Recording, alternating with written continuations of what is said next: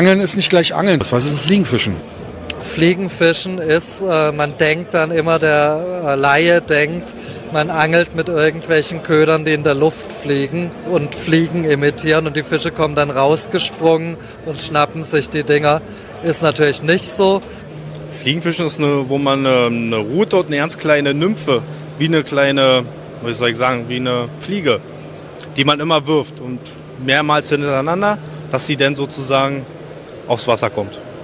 In Brandenburg sind die Gewässer, wie sagt man, nicht schnell fließend, weil ja, es ja eigentlich alles eben ist. Also man muss schon 2,5 Stunden sich ins Auto setzen, um wirklich, ich sage jetzt mal, versteht mich nicht falsch, ein gutes Fliegenfischergewässer zu haben. Ja.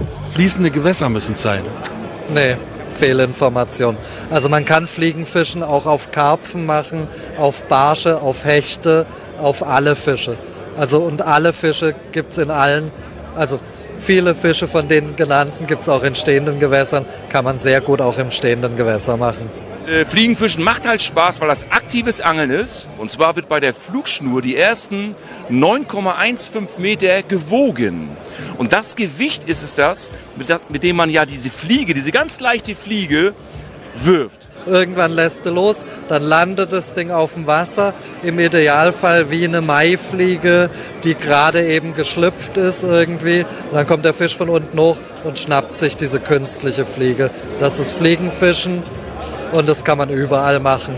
In Berlin, in Dresden und in der Schweiz. Ja, aber wir haben hier schon 60, 80 Kilo Wälzer rausgeholt. Nein, logisch, aber Fliegenfischen geht es ja in erster Linie um Forelle, Äschen, ja.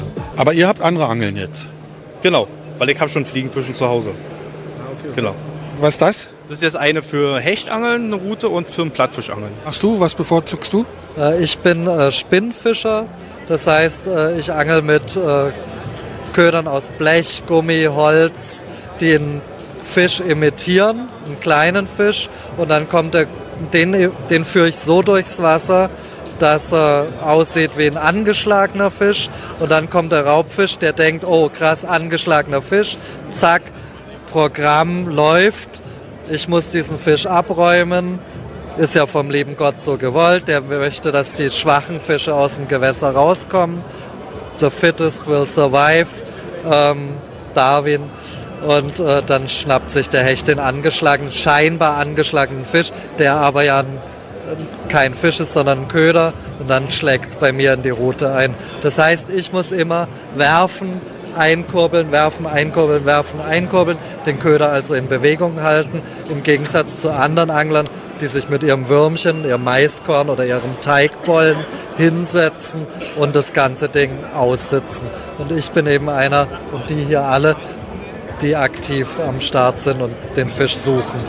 Ja, liebe Zuschauer, wir haben einen ganz, ganz tollen Köder hier direkt aus den USA. Und der Köder ist ein Slider, der kann langsam geführt werden. Das heißt, der Raubfisch kann sich in Ruhe ausrichten, hat ihn also lange im Blickwinkel und kann dann zuschlagen. Ein interessanter Köder, der genau austariert ist mit super scharfen Gamakatsu-Drillingen. Also dieser Köder ist wirklich Endstand und ein sehr hochwertiger Beet, der jetzt im Frühjahr garantiert dicke, dicke Fische bringt. Ja, also schaut euch den einfach mal im Fachgeschäft an. Ja, Ingo, weißt du, was wir jetzt machen? Wir werden ein KGB-Chat für deine Sendung verlosen. Wollen wir das machen? Gerne. Super, so machen wir das. Ja, super. Der ist inzwischen ausverkauft und ihr könnt ihn aber hier bei uns noch gewinnen, wenn ihr uns die Frage beantwortet, von welcher Firma ist denn dieses gute Stück? Und die richtige Antwort schreibt ihr wie immer an gewinnspiel@travelcamp.tv. Jetzt erzähl mir mal, was ist der Unterschied zu einer anderen Route? Es ist ganz einfach. Beim normalen Fischen, ja, wirft man aus und das Gewicht des Köders zieht die Schnur nach. Das ist also wie ein Schleudern sozusagen. Beim Fliegenfischen haben wir das Gewicht in unserer Schnur und haben eine künstliche kleine Fliege und durch das Gewicht der Schnur transportieren wir unsere Fliege auf die Distanz. Darin unterscheiden sich die zwei Angelarten hauptsächlich einfach, rein von der Technik. Generell ist es so, dass Fliegenfischen sehr schön ist in dem Fließgewässer. Ja? Wie jetzt im Süden Deutschlands haben wir viele große alpine Bäche, alpine Gewässer, aber es gibt auch hier extrem viele Fliegenfischer, die fischen auf Hecht, die gehen an die Küste hier oben, fischen auf Meerforellen. Also es ist definitiv immer machbar. Hast du eine Fliege hier?